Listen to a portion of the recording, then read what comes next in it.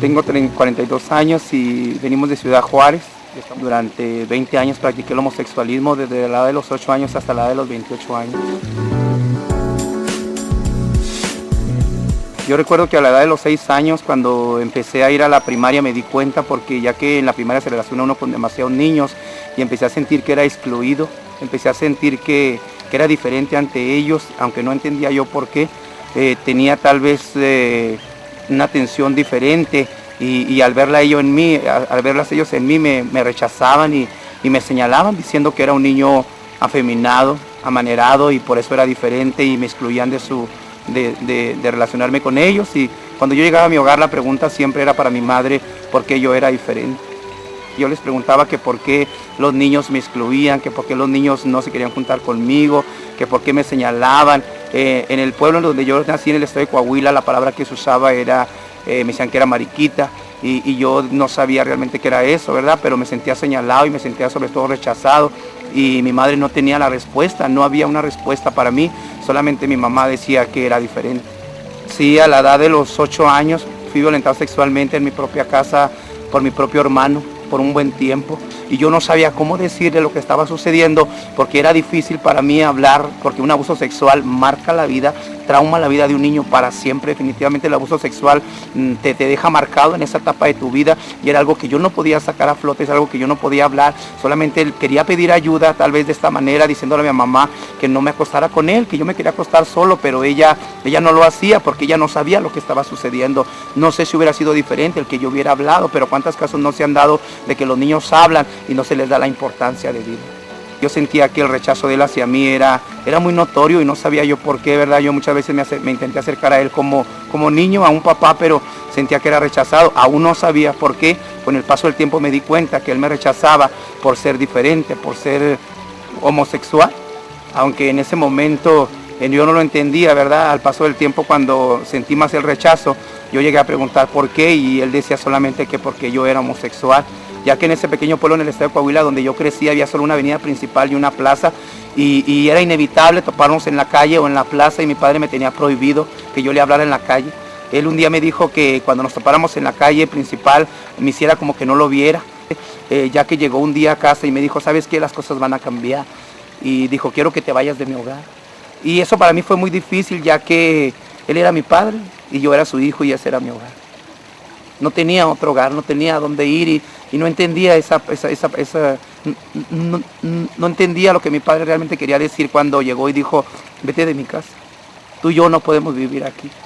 Yo sentí que el mundo se me acababa, sentí que todo se acababa, porque no sabía dónde ir, y mi pregunta solamente fue esta, ¿por qué? Y mi padre dijo, porque eres homosexual. Un día agarré y me subí, en aquel entonces había tren, me subí en Torreón, Coahuila, en un tren, y llegué a Ciudad Juárez sin conocer a nadie. Hace más de 22 años llegué a Ciudad Juárez sin conocer a nadie, en una enorme ciudad, me encontré solo, y ahí en esa ciudad conocí un grupo de homosexuales que me aceptó, me adoptó, como quien dice, y ellos fueron mi familia, y ahí empezaron ellos a informarme, a enseñarme lo que era la vida homosexual. Dañado, ya lastimado de mi corazón, dije, me voy a convertir en una mujer, ya a tomar hormonas, empecé a usar, a tomar todo lo que me decían que usara, yo lo usara con el único propósito que tenía ya en mente, de un día convertirme literalmente en una mujer. Pues eso me llevó a vivir encajonado en una vida ya no como homosexual, sino como mujer. Llegó un momento donde dejé de creer y de pensar que era homosexual, y llegué a creer que era mujer. Entonces se volvió más complicada la cosa, porque ya no aceptaba que era homosexual, sino ahora decía que era una mujer, y me había convertido literalmente en una mujer, y como tal vivía como mujer. Y lo más tremendo es que sí podía engañar a toda la gente, pero la realidad de tu amigo que me estás escuchando, persona que me estás viendo, es que podemos engañar a todos menos a nosotros mismos. Yo sabía mi realidad, yo conocía mi condición, y era triste porque, por ejemplo, vives de una apariencia, hermano, vives de una apariencia, aprendes a vivir de una apariencia, y tu mundo se fragmenta y se sustenta en una mentira. Durante esa etapa que yo estoy viviendo, ¿verdad? El evangelio llega a mi hogar a través de una de mis hermanas que se convierte al cristianismo. Ella es la primera que empieza, y yo recuerdo que obviamente empieza a hablarnos del amor de Dios, y llega a casa, empieza a decirnos, Cristo nos ama, pero nosotros tenemos nuestra religión, estamos acostumbrados a una religión, practicamos una religión de toda la vida, nuestra tradición nos lleva a vivir acomodados de esa manera, aunque en pecado, ¿verdad? Lejos de las cosas de Dios, y teníamos una religión y estábamos cómodos, y no queríamos más, pero ella empieza a predicarnos a Cristo, empieza a decirnos lo que Cristo puede hacer, lo que Cristo quiere hacer, cómo Cristo nos ama, y obviamente para mí era muy difícil, porque yo le decía, pues predicarle a mi mamá, predicarle a mi papá, predicarle a mis hermanos, ¿verdad? Pero conmigo no se puede, le digo, porque yo nací homosexual. Hay muchos que viven de esta manera, encajonados en esto y atrapados en esto. Yo quisiera dirigirme a ellos y decirles, si tú quieres cambiar de vida, si tú quieres vivir de una manera diferente, sí se puede. En Cristo hay una esperanza. Para el hombre no, el hombre solo no puede. Pero la Escritura dice en 2 Corintios 5:17, de modo que el que está en Cristo, nueva criatura es. Y cuando me predicaban esto, para mí no era digerible, no era entendible. Cuando aquella mujer se me acercó y me dijo, Mónico, Cristo te ama. No podía aceptar, no podía creer en el amor de Dios, no podía creer que había alguien que me amara. Yo decía, ¿cómo puede ser que Dios me va a amar? Si mi padre, que es mi padre, el hombre que me engendró, que es sangre de mi sangre, me odia, me desprecia, me rechazó, me maldijo, me sacó de su casa, y usted viene a decirme que Cristo me ama. Pero una vez que entendí y comprendí que el amor de Dios era real para mi vida, lo acepté. Dejé de cuestionarlo, porque amigos, si tú quieres cuestionar el amor de Dios y quieres tratar de entender por qué Dios te ama, no vas a poder entenderlo, solamente aceptarlo. La Biblia dice que de tal manera amó Dios al mundo, que dio a su Hijo unigénito, para que todo aquel que en Él crea no se pierda, mas tenga la vida eterna. El regalo de Dios, el amor de Dios es para ti, también es para ti. No importa cuán rechazado haya sido, no importa cuán lastimado haya sido, el amor de Dios cubre la multitud de nuestros pecados. Hoy por hoy puedo decirte que el amor de Dios es una realidad.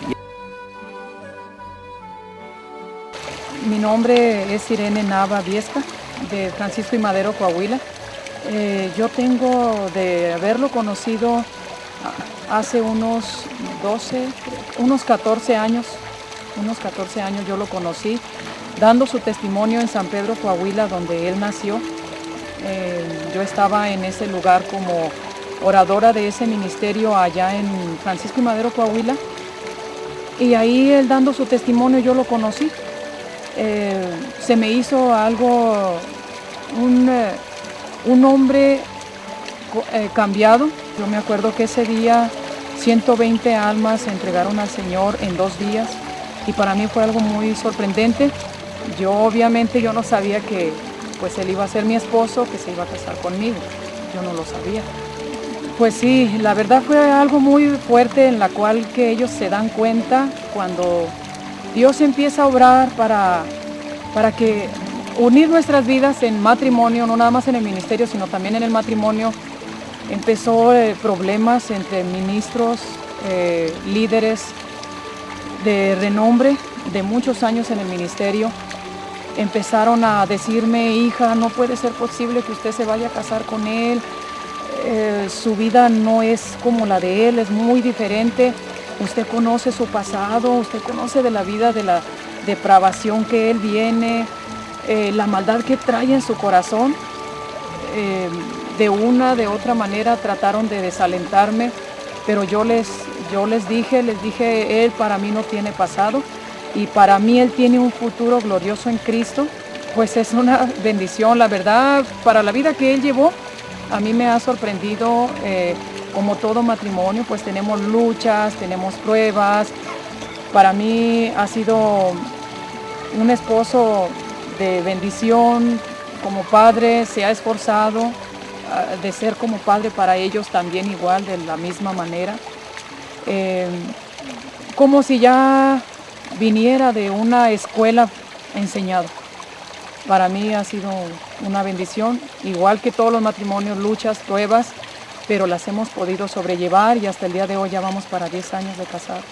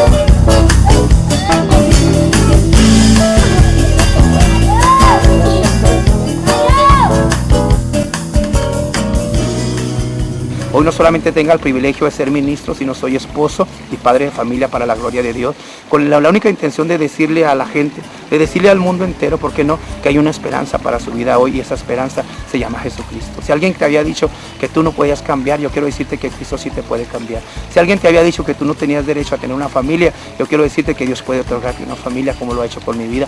Hoy por hoy soy un hombre libre. Hace 13 años que me convertí al cristianismo. Hace 13 años tuve un encuentro personal con Cristo, y Cristo es más que una religión. Cristo es una relación entre Dios y hombre. Si tú preguntaras, ¿la religión cambió tu vida?, yo te diría que no. El que la cambió se llama Cristo. Y así como cambió mi vida, también puede cambiar la tuya. Está en ti solamente disponer tu corazón para que Dios haga un milagro en tu vida, y esperamos que a través de esto la ilusión, la esperanza pueda renacer en tu corazón.